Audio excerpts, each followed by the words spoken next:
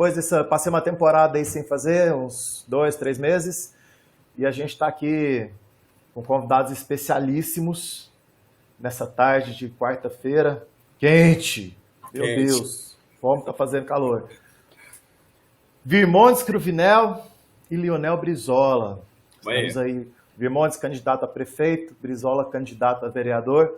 Eu pedi, como eu faço sempre, para que as pessoas mandassem algumas perguntas. E mandaram um monte, fiz uma lista aqui, separei algumas. Mas uma pergunta que eu sempre faço, sempre no começo das lives vocês queriam ser isso quando vocês crescessem? Era o plano de vocês na infância?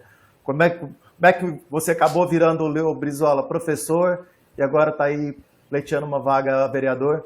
E você, Virmontes, como é que foi isso de você quando era pequeno? Você veio de uma família de políticos, mas você vislumbrava fazer direito, como fez? Você, geografia, Brizola, e chegar onde Vimões, chegaram? por favor, Vimões. À Ô, vontade. Brizola, obrigado, Vinícius, obrigado pela oportunidade de participar da live aí. Eu acredito que a vida é movida a desafios, isso é uma coisa que eu carrego desde pequeno, né? Mas, na verdade, mesmo meus pais participando da política, eles nunca se incentivaram a ter, naquela época não tinha esse problema de nepotismo, então ter cargo e tal. Eu falava, ó, vai estudar, faça o que você gosta. E foi assim que eu comecei uma caminhada assim, muito pequena ainda no escotismo, um trabalho de voluntariado, e depois na faculdade, onde até reencontrei o Brizola, né, depois de ter sido aluno dele no ensino médio. Eu fui fazer um trabalho legal no movimento estudantil, despertando esse trabalho mesmo de liderança, de liderança ali na classe como representante, depois no centro acadêmico. Então isso me despertou a vontade de fazer a diferença, né? E o fato de escolher o direito, a gente acaba tendo esses posicionamentos. O direito a gente acaba estar ali para defender uma pessoa, uma família, e eu vi que na política era um espaço para defender uma cidade, né? Defender uma coletividade. E isso me incentivou bastante a me preparar para esse desafio de estar no mandato eletivo durante esse período. Ai, bacana. Brizola? Ó, na verdade, eu nunca. Boa tarde a todos, né? Eu nunca tinha me visto professor. Eu fui me ver professor já bem tarde, com 25 a 26 anos, né? Quando eu comecei a minha carreira. Mas quando eu entrei na profissão, eu me descobri. Eu falei, é isso que eu quero fazer, né? E gosto demais, adoro ser professor. E como o Virmontes falou, fui professor dele. E tem uma história que eu sempre conto, que eu encontrei o Virmontes na faculdade, né? Ele tinha entrado na faculdade, a gente estava fazendo direito, os dois juntos, né? Em 95, né? 94, 95, 95, né? E aí o Virmontes falou para mim, Brizola, que legal você tá aqui, cara, bacana demais e tal. E ele falou para mim o seguinte, ele falou assim, Brizola, eu quero ser político. Eu falei, cara, vai ser político, meu amigo. Vai ser político, se transforma no que você quer. Eu sempre falo para meus alunos, é bom você fazer o que você gosta de fazer, porque é mais fácil você viver e mais fácil você ser feliz também, né? Agora, a entrada na política é diante do quadro que está por aí.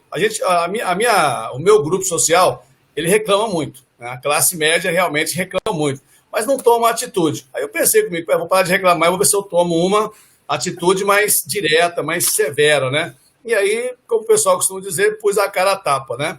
E tô aí, tô na área e tô querendo realmente fazer alguma coisa diferente. E tenho o Virmontes como meu espelho hoje em dia, né? Na verdade, ele tá me dando umas dicas aí de como agir politicamente, né? O mundo dá voltas, né? E isso é uma coisa muito interessante. Se a terra não for plana, dá voltas. O político é maldito? Ou É o não? que eu falei, muitas pessoas, eu comento isso com o Brizola, né? Infelizmente, generalizar é uma coisa que não é legal. E eu sempre discutia isso muito, incentivando a gente montar até uma chapa, como foi feita agora com o Brizola, de renovação, assim, gente que nunca teve Isso. mandato eletivo na Câmara. Eu falava, ó, Diferente. às vezes até só de você disputar a eleição, o povo vai falar assim, esse aí é mais um bandido. Eu acredito que a melhor coisa na vida a se fazer são exemplos, né? Procurar fazer exemplo. E o que eu sempre falo, observe o político antes dele ter mandato. O que ele fazia? Como é que é a história dele? Como é que é a história da família, o trabalho que ele fazia? Eu acredito que é um grande passo. Não é o mandato eletivo que muda as pessoas, e sim os seus princípios, os seus valores. Isso a gente carrega do começo da caminhada. Então eu acredito que é bom sempre isso, para essa resposta aí, olhar quem era o político antes do mandato. Agora, o pessoal fala muito mal de político, né? Fala mal doidado. Mas eu acho o seguinte: tem muita gente boa aqui do meu lado, tem uma pessoa do lado de cá, né? Tem uma pessoa que é gente boa, que eu confio, que eu acredito que é o Virmontes, né? Então tem muita gente boa na política. Só que os bons, diante de tanta coisa ruim que está acontecendo, eles quase não aparecem, você quase não vê os caras. Mas tem gente boa, né? E tem que entrar mais gente boa ainda. Para quê? Para que isso realmente possa acontecer. Que caiu alguma coisa aí. Voltei.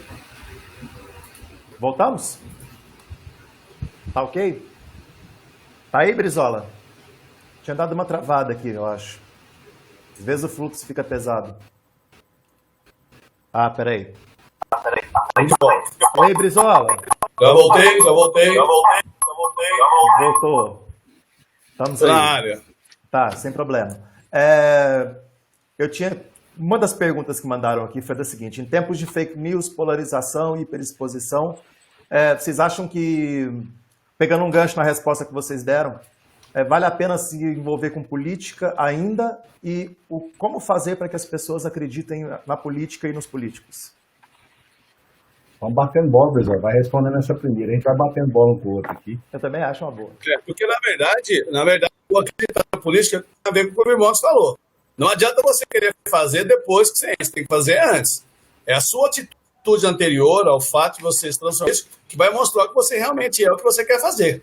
Então, quando as pessoas falam, pô, é legal encontrar que você está entrando, que você é um cara que faz muito trabalho voluntário, está preocupado com os outros, realmente você vai se preocupar com outras pessoas. Então, é isso. Agora, o cara esse ano, como acontece, começar a fazer trabalho voluntário do dia para a noite, isso não funciona assim. Então, a política, realmente, ela tem esse dom de mostrar a cara das pessoas, né? Agora, quem quer se transformar, hoje em dia não tem como. Hoje em dia a rede social está aí, mostra tudo, então é muito difícil a transformação. Mas eu acredito na política como um elemento transformador da sociedade. Né? Com certeza. Eu defendo, Vinícius e Brizola, o seguinte, que na política a gente tem que seguir a defesa das nossas convicções.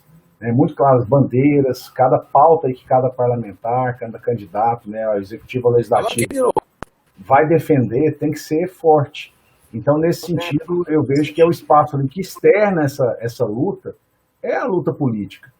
Você, por exemplo, você percebeu, Brizola, como eu, como professor, a gente observar o cenário hoje de Goiânia, num período de pandemia, onde as aulas do município foram suspensas, crianças aí ficaram sem aula aí cerca de 6 meses. Como é que vai ser esse futuro? A gente observar uma dimensão que, por mais o esforço que seja, a pandemia só externa o problema que já existe há um certo tempo. A gente fala em universalizar vagas para todas as crianças 0 a 3 anos. Hoje, nem 30% das crianças em Goiânia tem vaga em CEMEI. Então, assim, tem que lutar, e eu acredito que o espaço e o ambiente da política é para isso, para as boas pautas, não para interesse pessoal. Quem vai para a política para interesse pessoal está fadado a sucesso de forma rápida.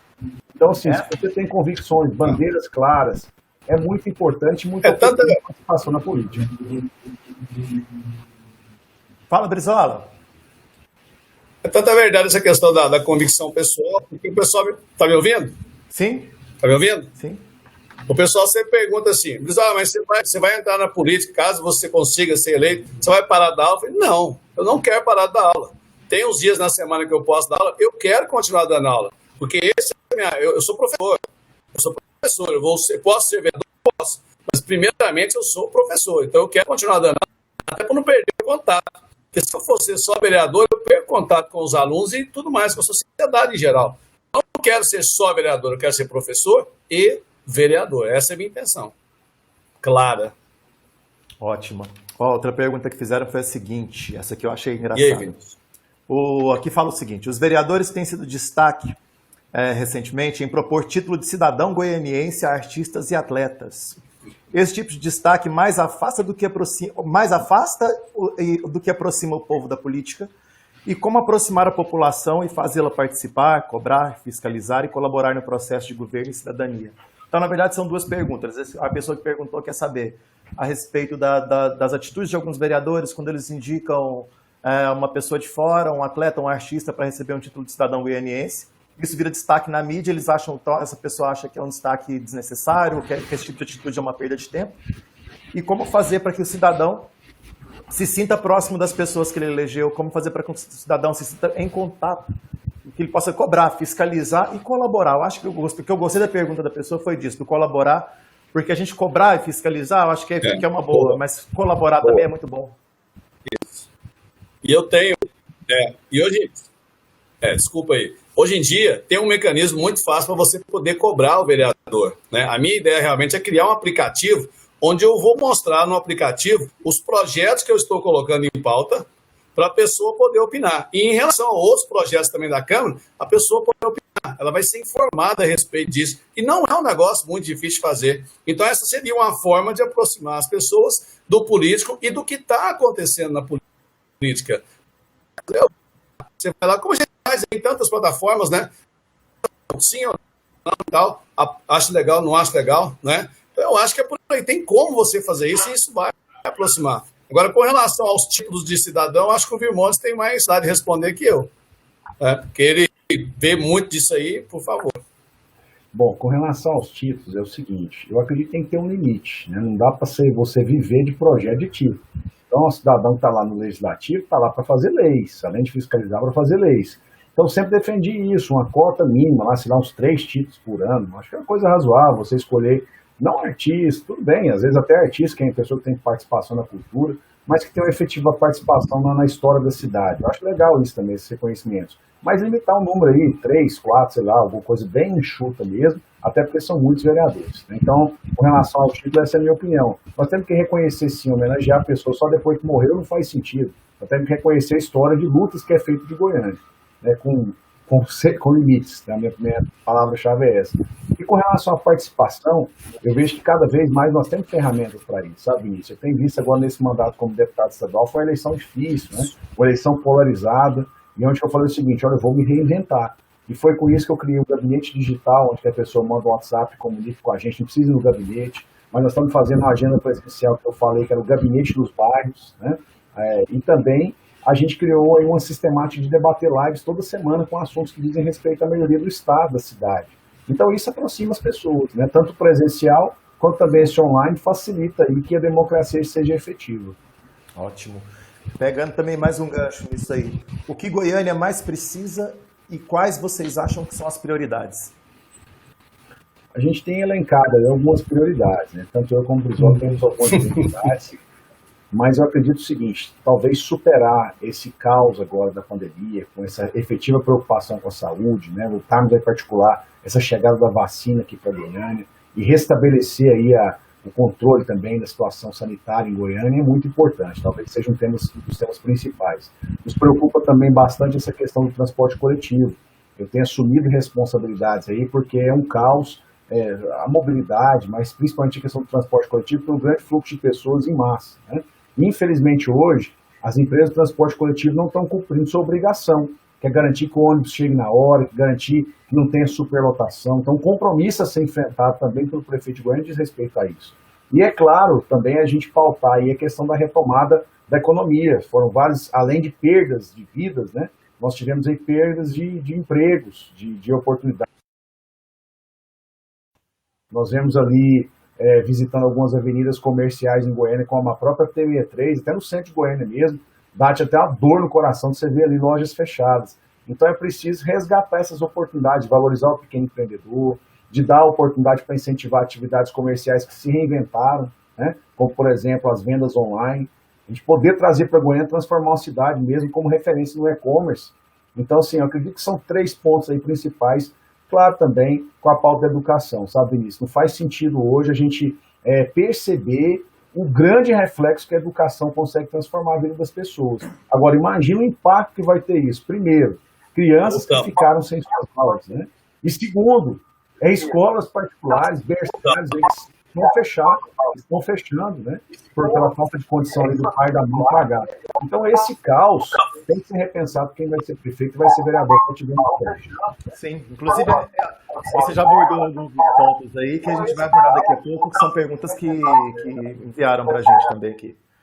Espera aí, deixa eu só ajeitar aqui rapidinho. A gente teve um probleminha, mas já está de volta. Creio eu. Tá nos ouvindo, Brizola? Você nos ouve? Beleza. Tá. Em tempos de crise ou não, o gerenciamento de recursos é sempre uma preocupação. É o que está em vista quanto à IPTU, por exemplo, pagamento de folha, divisão e direcionamento de recursos. A campo descida, tudo bem.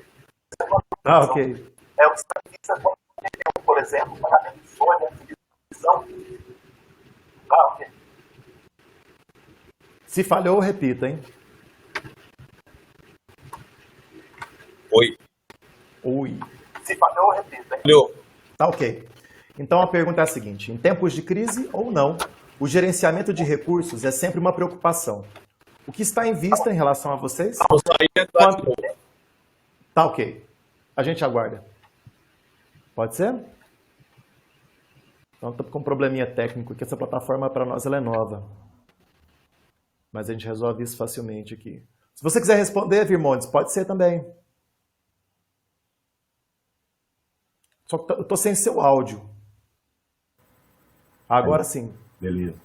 Bom, então você está falando em tempos de crise, a questão orçamentária, né? Financeira. Exatamente.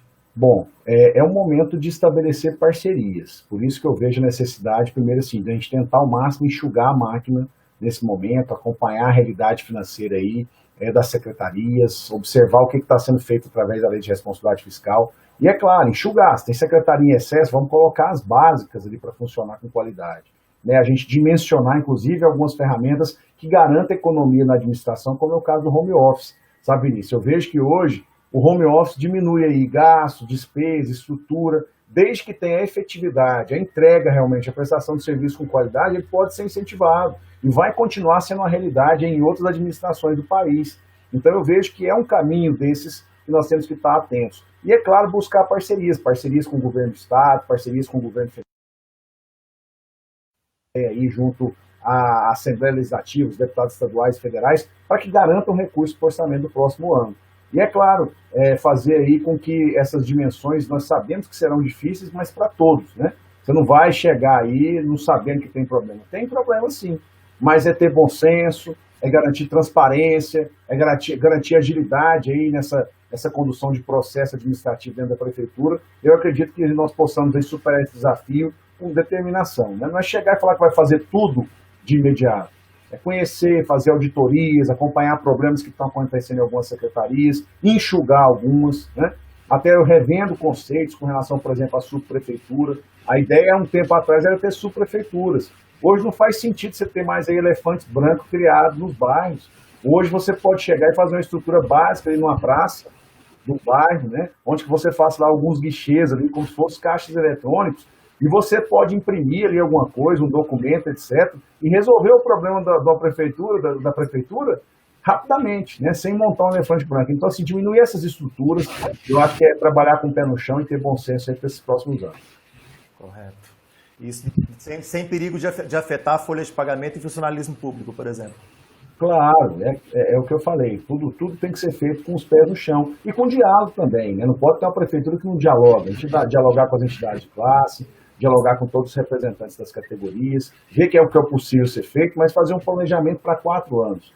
Não é uma ação, ganhou a eleição, não, vamos trabalhar os 4 anos, o que é possível, é um diálogo franco.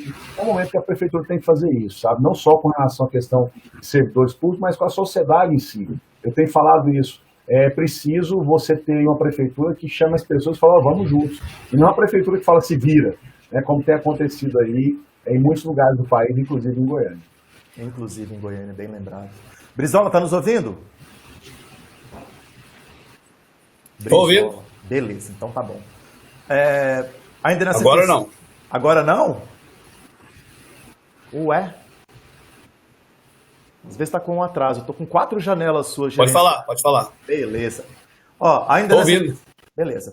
Ainda nessa questão, 2 reclamações constantes em Goiânia são sobre a coleta de lixo, a limpeza da cidade, e o impacto de obras em vias públicas. Quais os planos de vocês para isso? Recentemente, o plano diretor voltou a ser assunto. E aí?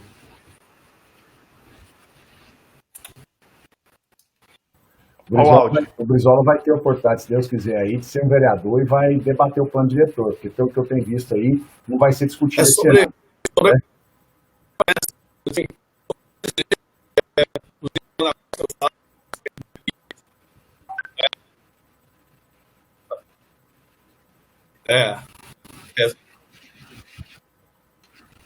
Sobre coleta seletiva, eu vejo que hoje a gente pode usar... Provavelmente vai ser o ano que vem. Eu acho até melhor, em parte, né, não ideal, mas ser discutido no ano que vem. Porque algumas pessoas que vão discutir o plano esse ano, eles não vão estar lá o ano que vem.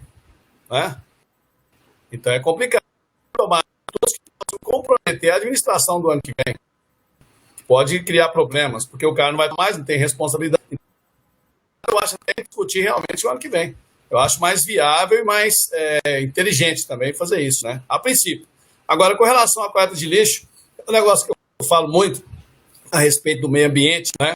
Então, a coleta de lixo em Goiânia seletiva, ela atinge de 5% a 8% da cidade, se atingir isso tudo. Temos que ampliar essa coleta seletiva. Eu vou falar o seguinte para os meus alunos: lixo jogado fora é dinheiro jogado fora. Porque o lixo pode ser reaproveitado demais, dá dignidade a uma série de cooperativas que vivem desse material que é jogado fora. E outra coisa, vai diminuir o impacto ambiental. O ambiental em Goiânia, o aterro sanitário. O aterro sanitário merecia um tratamento melhor, merecia ser mais, não tão, porque está uma verdadeira de lixo, tá? Quem já foi lá já viu, quem já passou lá perto.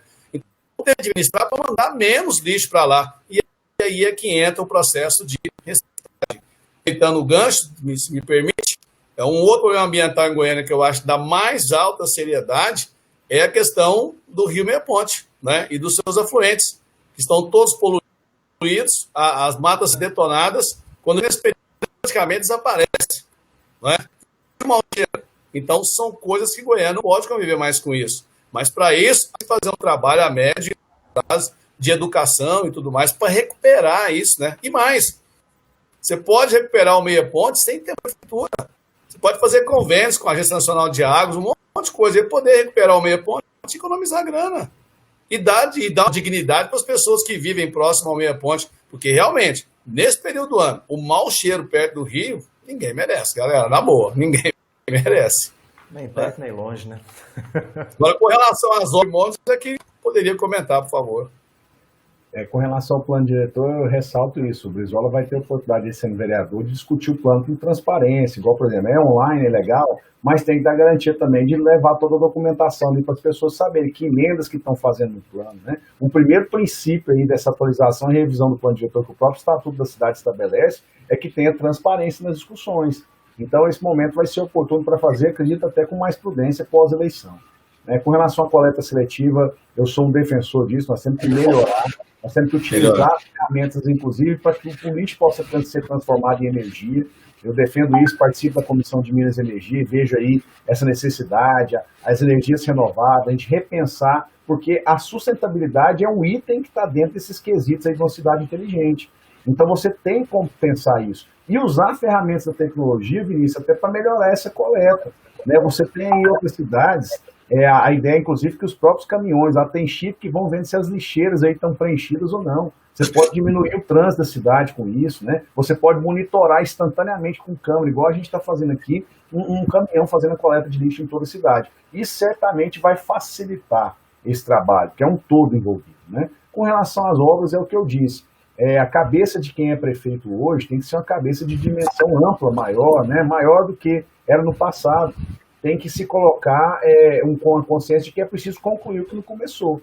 Por quê? Porque as pessoas vão e colocam em seus planos de governo, em propósito, vou fazer tantos mês. Não começa, não termina. Começa a fazer 3 meses antes da eleição. A defesa que eu sempre tenho dito, e o Brizola também, é o seguinte: a prefeitura tem que trabalhar, são os 4 anos. Esse negócio de deixar aí, fazer caixa, fazer empréstimo, em 6 meses da eleição fazer obra, as pessoas até estão griladas com isso. A gente anda na cidade e percebe, ninguém é bobo mais.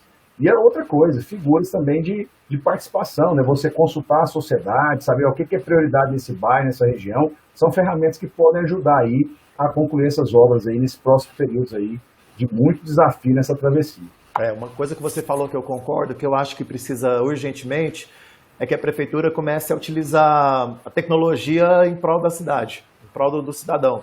É incrível como que parece que a gente está vivendo na década de 90, que às vezes você tem que resolver alguma coisa com a prefeitura, por exemplo, a coleta de lixo mesmo, né? Ou antes, que nem é de coleta seletiva, de coleta comum mesmo. Por exemplo, o famoso catatreco que a gente tem em Goiânia, né? Você tem um trambolho na sua casa e você quer jogar fora, então você tem um número de telefone que você liga e você agenda para daqui 20 dias. Então a pessoa deixa um sofá velho na calçada que fica mofando. Enfim, você dirige pelas ruas, ou você caminha pelas ruas mesmo, é muito comum você ver uma quantidade grande de lixo entulhada. Até comentaram aqui no nosso vídeo, aqui no nosso papo aqui, que não é só a coleta seletiva que tem que melhorar, a coleta de lixo de modo geral, né? Que aqui no setor central, por exemplo, caminhão de lixo passa todos os dias, mas que em setor afastado passa uma vez por semana e olhe lá. Então, essa questão... Isso é um negócio interessante, porque nós não podemos pensar numa administração que administra para uma parte da cidade. Uma administração ela tem que cobrir toda a cidade, né? Inclusive, é um fato importante que eu tenho a ressaltar, o Virmontes fez isso quando ele era vereador, e é uma das propostas que eu tenho também, que o Virmontes também vai implantar, caso ele seja eleito, espero seja eleito, né, se Deus quiser, o gabinete itinerante. O gabinete itinerante.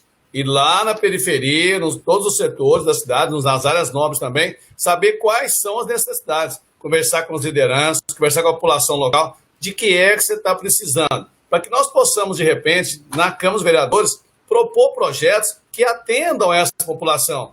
Não a partir do que eu penso, ou do que eu imagino que seja o melhor para a cidade, mas a partir das reivindicações da população. Isso é muito importante. E o gabinete itinerante é uma saída ótima para isso, né? Se não der para fazer ao vivo, mas eu acho que já vai dar, se Deus quiser, vamos fazer então online, mas saber o que a população quer. Agora, ficar propondo projetos aleatoriamente, sem consultar, não leva a lugar nenhum, né? Concordo, faz sentido. Olha, com a pandemia, a necessidade de distanciamento social ficou mais evidente. O eterno caos do transporte público na cidade. A gente passa pelos terminais nos horários de pico e fica em choque. Será que finalmente vamos ver essa situação desumana ao menos amenizada? Esse é um problema delicado que se arrasta há anos. O que vocês propõem fazer para a melhoria de transporte público em Goiânia? Eis um problema que, olha, da época que eu andava de ônibus, tipo, 20 anos atrás. Já era um problema. Já era. Quais são as sugestões? Como que a gente pode resolver isso aí? Pode começar, Luiz Alon.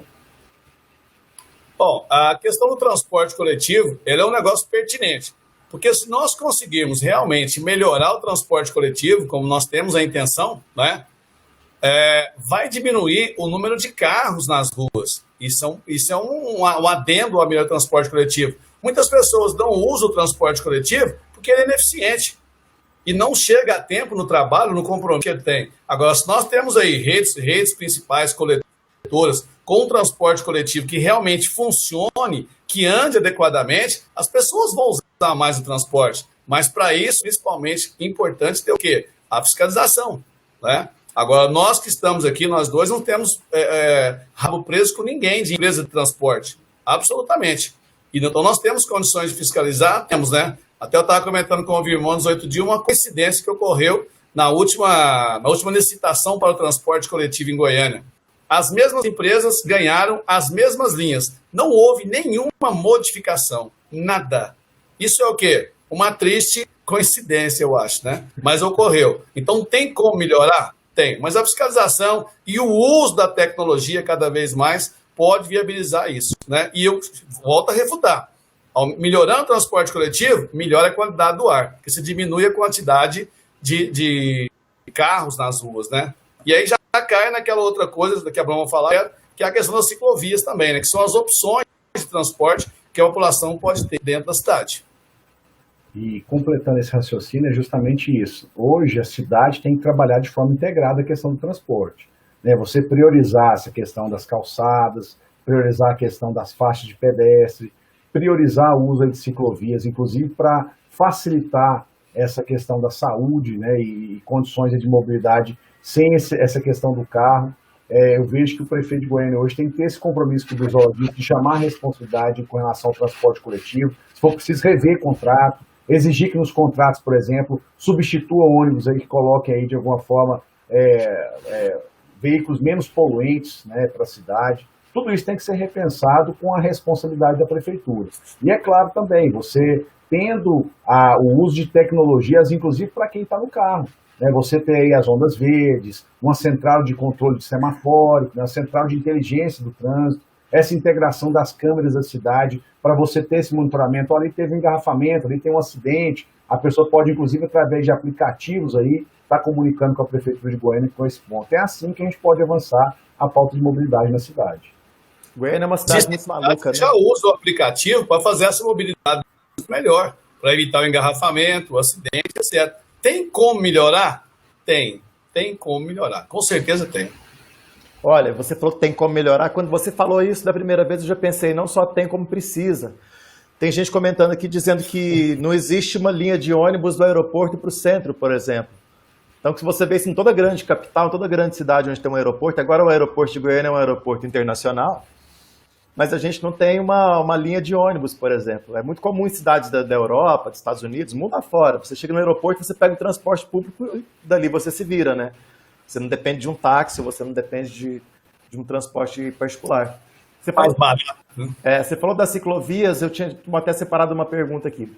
As ciclovias e ciclofaixas são cada vez mais presentes nas grandes cidades e muitas vezes elas são mal vistas, em especial pelos motoristas, porque eles não gostam de competir com a bicicleta, ali, eles acham que a bicicleta está tomando o espaço que é deles.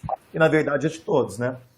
Vai ter investimento na manutenção das ciclovias e ciclofaixas que já existem? Vocês pretendem fazer ampliação? E o que vocês acham de um projeto de conscientização de que uma bicicleta é um carro a menos na sua frente? Fala aí, vereador. Bom, eu sou defensor da ciclovia, assim, até no talo, né? Eu sou ciclista, bicicleteiro, o que vocês quiserem.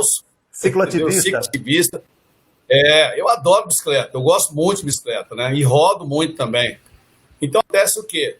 A educação vai melhorar essa relação. Isso não muda do dia para a noite. Não muda do dia para a noite. É importante ter uma educação não só do ciclista, como também do motorista, em relação ao uso da ciclovia. Agora, a ciclovia é um transporte viável? Demais. Extremamente viável. E outra coisa, mais saudável, menos carros nas ruas e menos poluição. É uma coisa tão maravilhosa e eu não sei por que as pessoas encantam isso. Outra coisa, Goiânia é extremamente favorável à ciclovia. Por quê? Porque nós somos uma cidade plana. Não é uma cidade que tem muitos aclives ou declives, como o pessoal fala, subida e descida. Não tem muita subida e descida íngreme em Goiânia. Então isso facilita. Então nós estamos com a faca e o queijo na mão e de repente não aproveitamos toda essa potencialidade das ciclovias. Nós temos que incentivar, criar, mas principalmente trabalhar a educação do motorista e do ciclista para a utilização da ciclovia. Esse negócio de ciclista ficar andando em cima de calçada, sinal vermelho também tem que respeitar. Ué. Então há que respeito mútuo, né, para que a coisa realmente funcione.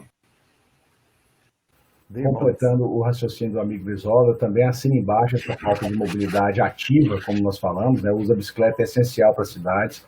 É preciso a gente rever um plano cicloviário que tem na cidade de Goiânia, que desde o plano diretor já foi pensado, e colocar em prática essas ciclovias, não só para o esporte, o lazer, mas também para o trabalho.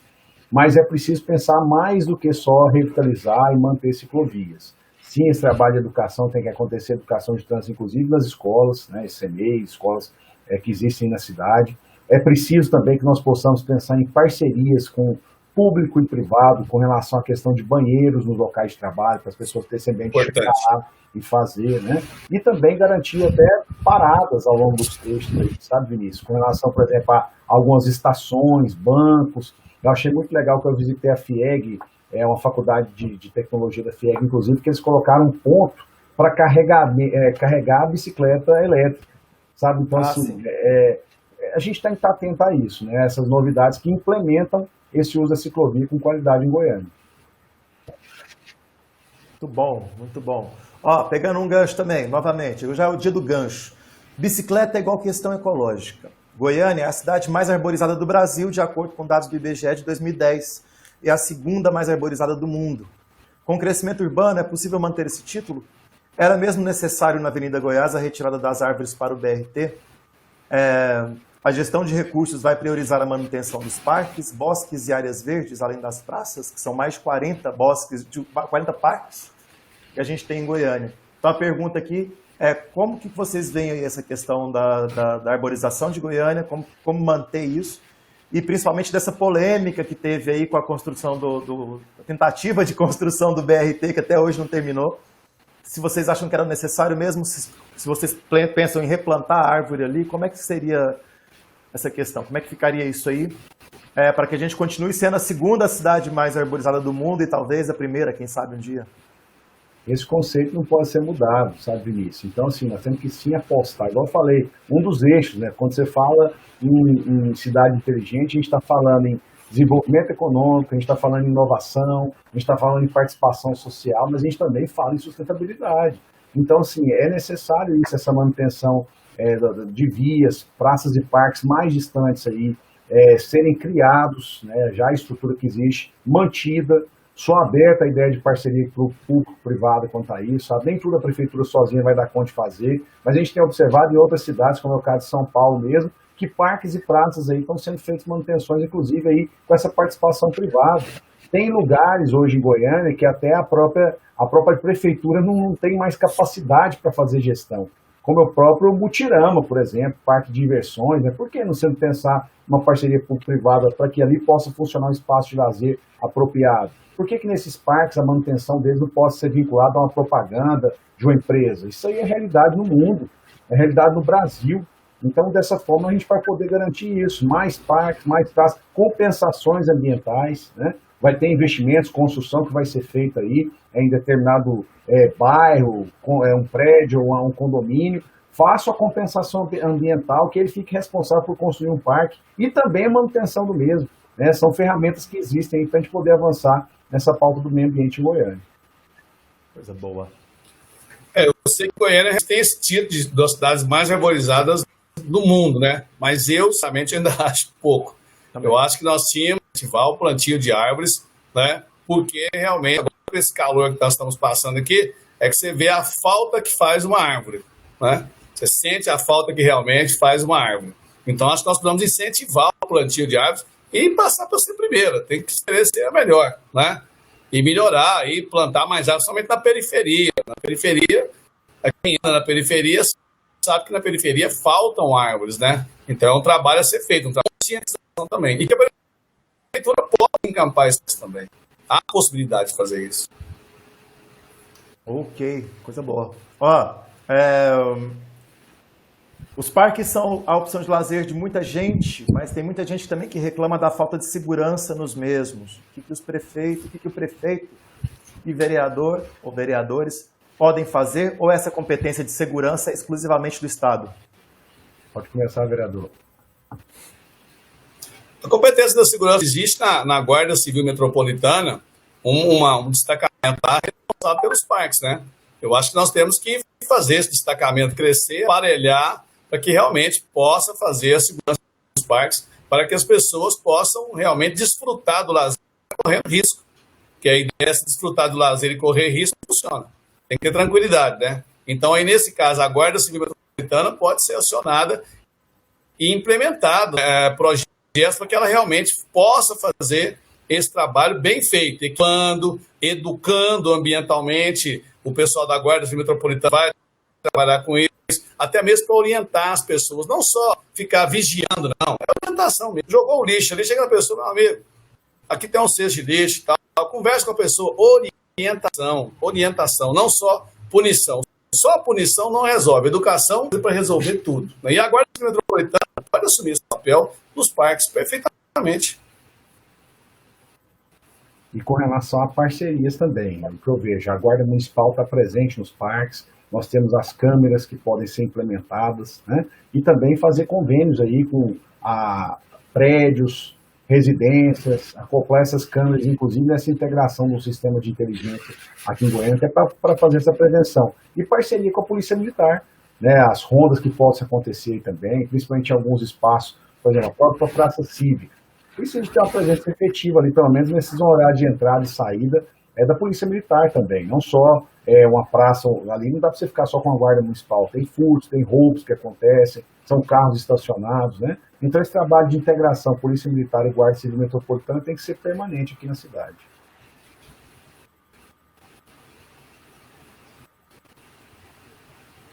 Estou te ouvindo, Vinícius. Tá me ouvindo agora? Sim. Sim, falando em lazer, quais são os planos para eventos artísticos e culturais? Teatro, cinema, música, artes plásticas, cultura regional, culinária. Quais serão as opções dos goianienses? Os artistas e as artistas terão apoio e estrutura? Porque são a classe mais prejudicada pós-pandemia. Como que vocês vão lidar com isso? Essa é uma área de grande atenção por todos nós de cidadania. Até um dos eixos aí que a cidadania defende, essa preocupação com o cidadão, né? E falar do cidadão hoje, inclusive, nesse momento da pandemia, o quanto a cultura foi importante, né? Para as pessoas aí não pirarem, né, dentro de casa. você tem a oportunidade de ter uma live, uma música, enfim, você tem para assistir um filme, né? Quanto isso é interessante. Então a prefeitura também tem que estar consciente disso. Eu falo assim, que são eixos essenciais. Primeiro, você garantir essa atividade cultural nos bairros, né? Centros de formação, você valorizar essa estrutura de espaços que existem também nas regiões de Goiânia e poder descentralizar esse uso do Fundo Municipal de Cultura, sabe assim, para fazer com critérios, com transparência, esse acesso às pessoas aí, talentos que nós temos na cidade, serem revelados aí com qualidade. Você incentivar, por exemplo, o Centro de Goiânia a ser um polo de atividades culturais e também de atividades gastronômicas, né? Depois de Miami, nós temos aí Goiânia como a segunda cidade maior em patrimônio de arte e decor. Você pega o Lago das Rosas lá, por exemplo, a gente tem que trazer ali um momento para que isso seja resgatado, uma linha turística que passe entre os monumentos de arte e decor aqui na cidade, enfim, trazer as características da cidade, comércio, de serviços, né? Mas também trazer essa pauta aí da atividade cultural, os becos culturais, como a gente tem visto já em Goiânia, né? Muito legal você ver isso ali no setor sul, no próprio centro da cidade. Isso tem que ser implementado para outros cantos de Goiânia. E é claro, também valorizando essa pauta aí que é tão valiosa. E eu vejo que o Brizola também é entusiasta desse tema. Não podemos esquecer que a cultura, ela movimenta a economia da cidade, né? Ela movimenta a economia, ela traz dinheiro para a cidade. Os eventos culturais, os eventos artísticos, vem gente do Brasil inteiro para participar dos grandes eventos que nós temos aqui em Goiânia. Então, isso movimenta a economia. Nós temos que ter esse pensamento também. É o turismo. O turismo também é uma atividade econômica importante da cidade de Goiânia. Goiânia é um polo regional importante. Então, muita gente vem para cá só para isso, para esses eventos. Então, tem que valorizar, não tem como descartar isso aí, tem que trabalhar em torno disso e, principalmente, ajudar essa classe artística que está sofrendo tanto nesse momento de pandemia, né? Então, muitos assistidos. E democratizar também, né? Porque, como o Virmões disse aí, no centro a gente sabe que acontece muita coisa, né? Acesso, exatamente. A gente tem muita coisa acontecendo no centro e não é tanto assim, que a gente fica falando ali tem um Chorinho, tem um Teatro Goiânia, tem o próprio Cinecultura, mas quando a gente fala da periferia, eu estava conversando com uma ex-aluna minha hoje, ela falou que estava sugerindo de fazer o cinema na praça. Falei, já teve um projeto desse uma vez do Fabrício Cordeiro, lá do Cinecultura, e era na Praça Cívica, e era muito bom. Então o pessoal às vezes sente falta. A gente falou aí de questão de levar para a periferia, uma das perguntas que eu tenho aqui é a seguinte: a população em situação de rua, como ajudar de forma digna e humana, e não apenas, como dizem, fazer uma limpeza social? Como fazer para resolver o problema, que foi que me perguntaram aqui, do pessoal que fica nas principais vias do centro ali, por exemplo, no cruzamento da 44 com a Independência? Como que a gente resolve isso de forma humana e não apenas colocando terror ali? Isso, infelizmente, a Secretaria de Assistência Social, ainda mais no momento pós-pandemia, tem que existir. Hoje, para mim, é um cabide de emprego. Hoje você vê a Secretaria de Assistência Social configurando as páginas de jornal por entrega irregular de cesta básica. Então, nós temos que resgatar os verdadeiros papéis da assistência social, né? Você via há um tempo atrás programa de reinserção social, de capacitação profissional, como, por exemplo, até de trabalhos manuais, né? E hoje isso acabou.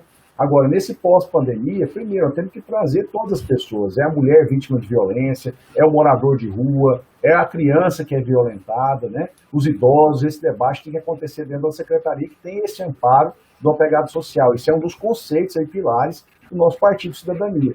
E é claro, a gente poder aí também, de alguma forma, procurar essa reinserção social das pessoas, com esse ambiente propício aí para o trabalho, para as atividades coletivas, para essa capacitação que hoje, inclusive, pode acontecer com apoio, inclusive, do Sistema S, Senai, SEDES, tem muita credibilidade e ferramentas, inclusive, de cursos online, né, para essas pessoas aí se interagirem, se prepararem mais para ter uma nova oportunidade no mercado de trabalho e, principalmente, estar próximo.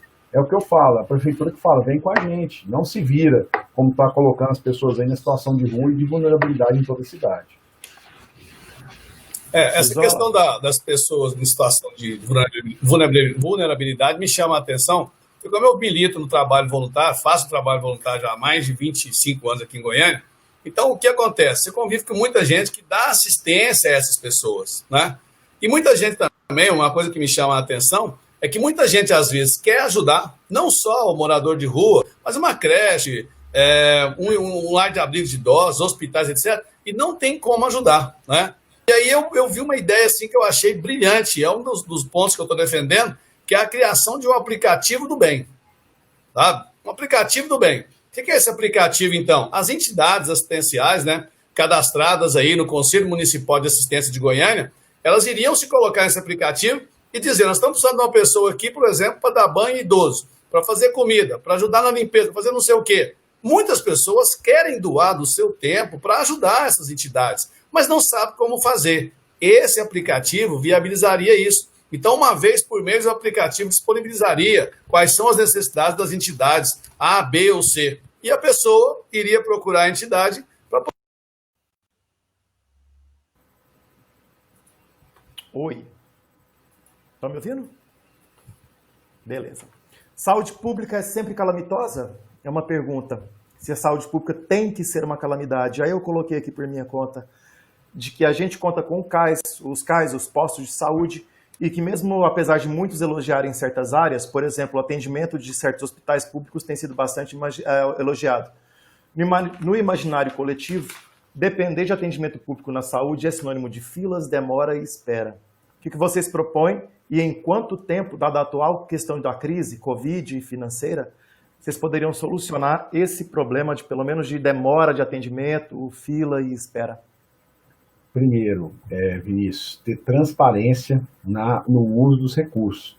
Nós vimos aí denúncias, inclusive, aí no portal da transparência, e não aplicação dos recursos que chegaram do governo federal para o Covid. Não faz sentido isso em Goiânia, né?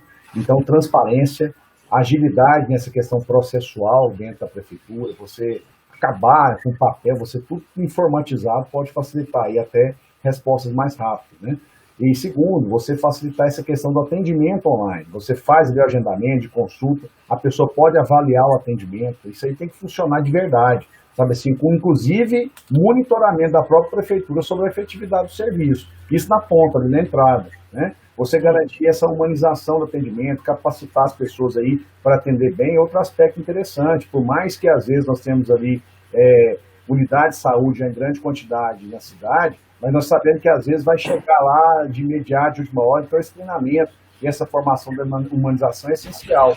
Outra coisa que eu defendo, trabalho aí de prevenção, você valorizar o programa Saúde da Família, as visitas em casa, onde que você pode antecipar problemas, né? Eu sempre tenho citado, Brizola até fica cansado de ouvir isso, exemplo, por exemplo, do início da pandemia, onde que nós tivemos a gripe H1N1 e foi feita a aglomeração para ter vacina, Vinícius.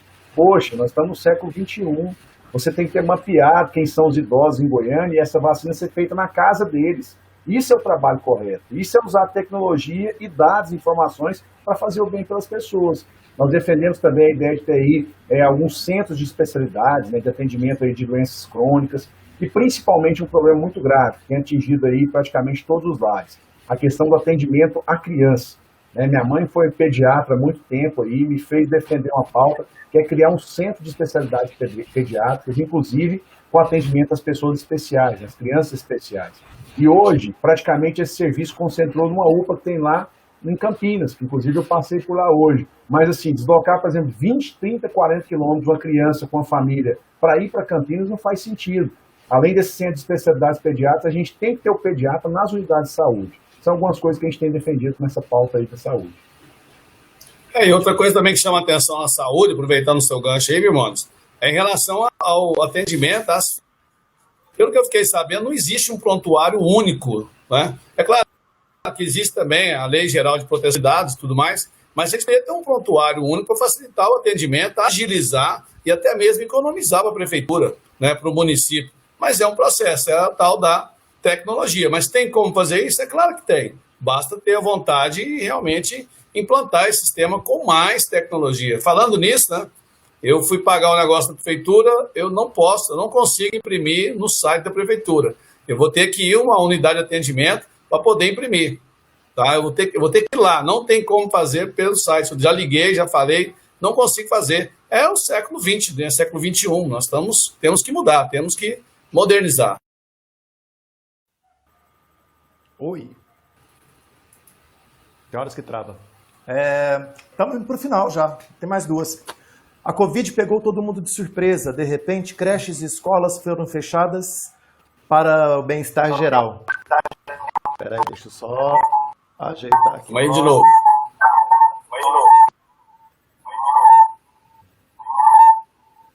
Tá nos ouvindo, Brizola? Tá. Agora o debate é sobre o retorno e a estrutura. No caso das escolas, manter o conteúdo remoto.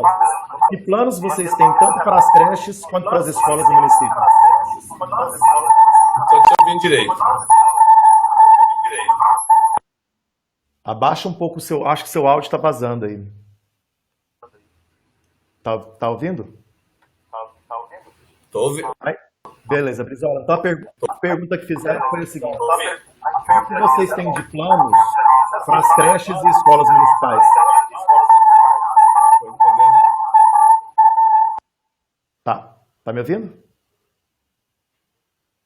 Tá, beleza. Então, eles estão perguntando aqui, Brizola, que planos que vocês têm para as escolas e para as creches municipais, porque ficou meio que escancarado com essa coisa da Covid, que apareceu de repente, a gente ter que dar aula remotamente. Para a gente que trabalha em escola particular, já foi uma loucura, você imagina para a escola pública, né?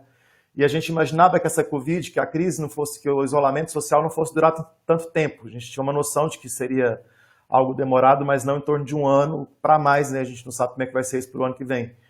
Então, mesmo não cogitando a Covid, mesmo cogitando uma vacina para o ano que vem, quais são as propostas de vocês para a educação infantil, para a educação, que é a educação que o Fundamental 1, que o Fundamental 2 que o município oferece, e no caso das creches, o que vocês têm para propor para os eleitores? O irmão começou a falar anteriormente. Deixa eu sair. Tá. Virmonte, se você quiser adiantar. Beleza.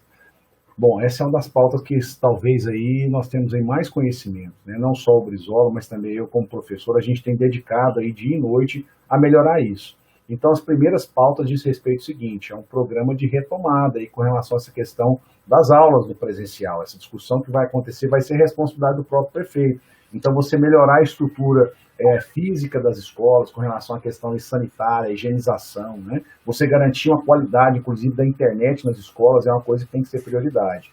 Segundo, você ter condições para que as crianças hoje em Goiânia possam ter acesso também à internet, porque algumas atividades podem continuar no online aí, nesse período pós-pandemia. Então, você chamar aí as empresas telefônicas em Goiânia, rever inclusive os contratos que existem com a própria prefeitura, né, a questão da banda larga, isso pode aí garantir, inclusive, que toda criança aí possa ter uma internet de mais qualidade no bairro onde ela mora.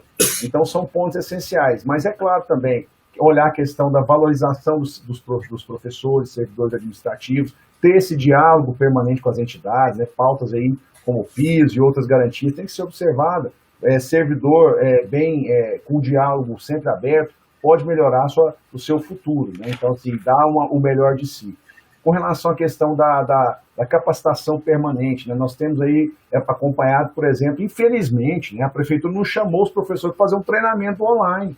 E pior, suspendeu o contrato. Então, assim, a prefeitura tem que ter esse diálogo, essa capacitação permanente, como eu disse, custava ali trazer uma parceria do Sistema S para fazer um treinamento, inclusive, desse online, Senai, né, com professores da rede pública municipal.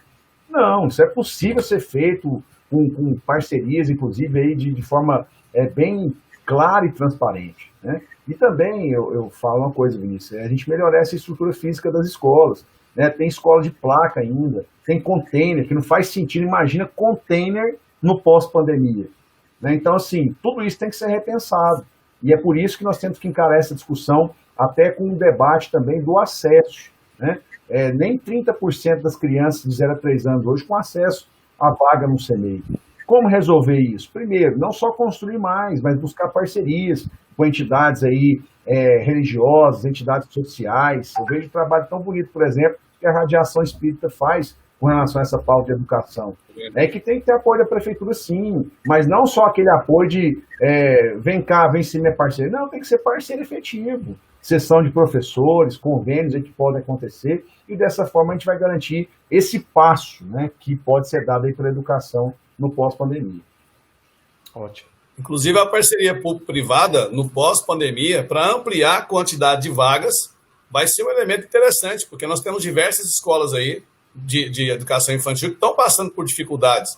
Seria o momento, então, de fazer uma parceria com essas escolas para oferecer mais vagas para nossas crianças, porque há falta de vagas na rede pública em Goiânia. O déficit é grandioso, então nós podemos resolver isso através disso e até ajudar as escolas que estão passando por dificuldade.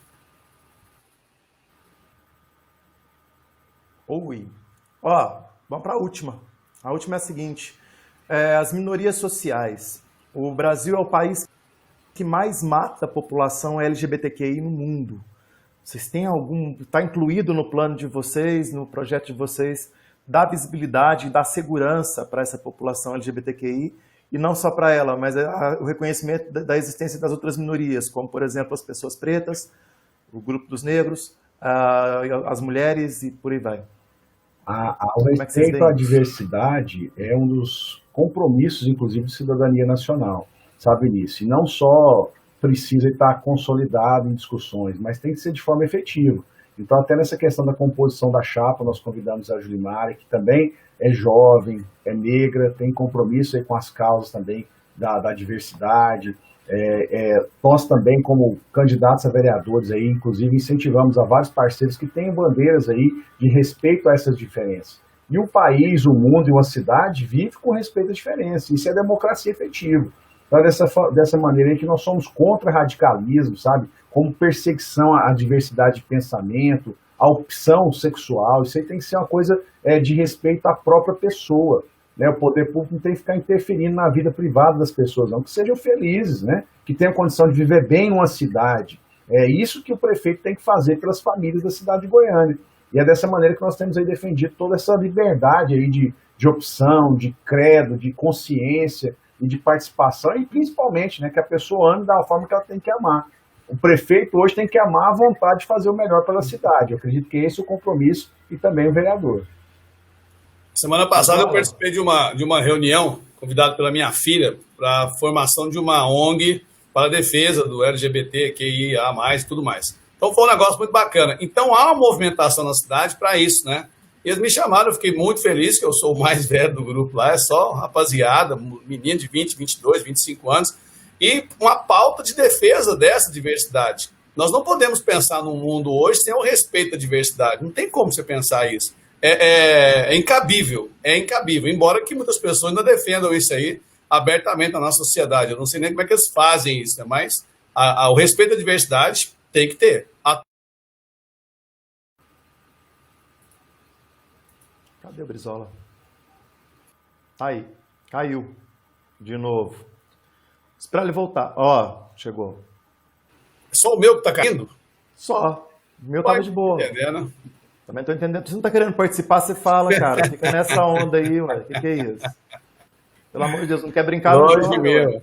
Longe de mim. Mas era a última. Ó, só uma observação aqui. Mandaram falando assim que o termo que se usa correto é orientação sexual, não opção, hein? Ninguém escolhe. Estão dizendo aqui que opção é McDonald's ou Burger King. Isso. Eu prefiro pamonha goiana.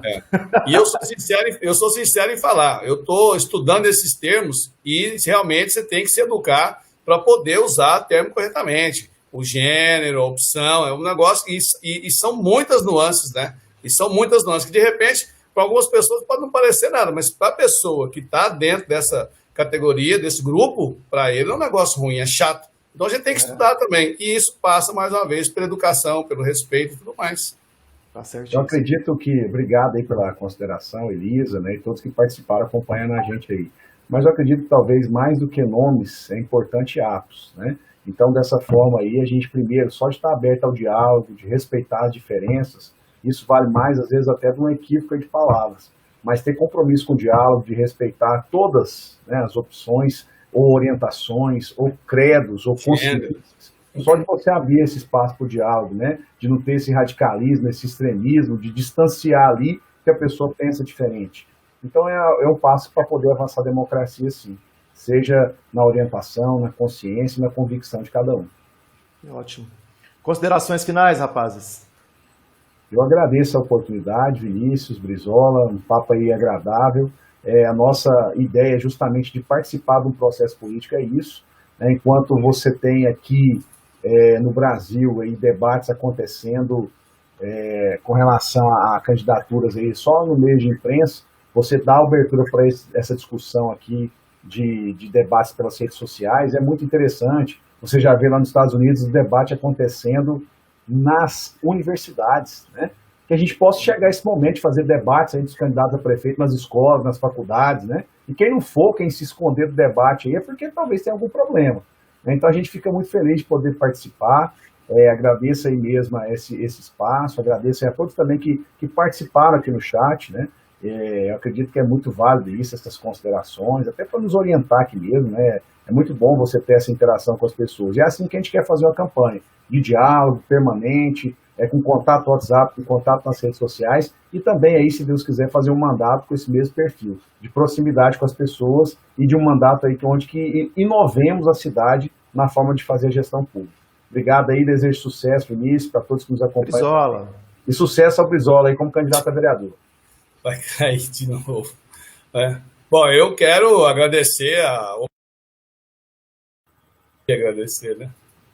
Diga.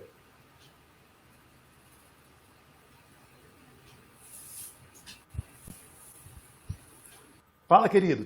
Parece que é só a minha. Né? Não sei o que está acontecendo. Bom, eu quero agradecer a oportunidade de estar aqui. Para mim, realmente é um negócio muito bacana, né? E dizer que nós, que na política, nós estamos aprendendo. E nós aprendemos a todo instante. E mais, a proposta para poder trabalhar lá, caso seja eleito, ela não está acabada em momento algum. É uma proposta em construção constante. E as opiniões e as sugestões de vocês são também muito importantes. Quero agradecer o Vinícius da oportunidade de estar aqui, né, com vocês. E no mais, gente, vamos fazer alguma coisa diferente. Vamos tirar a Goiânia da mesmice. Tentar fazer alguma coisa que realmente faça essa cidade ser a cidade que ela merece ser. Goiânia merece ser bem melhor do que ela está hoje em dia. Tenho certeza disso. Com certeza. Beleza. Obrigado, rapazes. Obrigado, senhores e senhoras, quem assistiu também, quem acompanhou pela participação. E a gente se fala em breve numa outra live qualquer. Obrigado pelo tempo e pela disposição de vocês dois, viu? E boa sorte aí no pleito. Obrigado. Mais. Valeu. Tchau, pessoal. Tchau, até mais. Era isso, gente. Vou nessa. Geralmente eu faço as lives pelo Instagram. Aqui no Facebook. Dessa vez a gente tentou uma plataforma nova, teve alguns problemas. A gente vai tentar resolver, eu vou tentar resolver. E mandem sugestões, dicas do que vocês querem ver aqui e de quem vocês querem ver aqui, para a gente bater um papo legal e provavelmente sem falhas na próxima. Me desculpem as falhas e obrigado por terem participado. Tchau.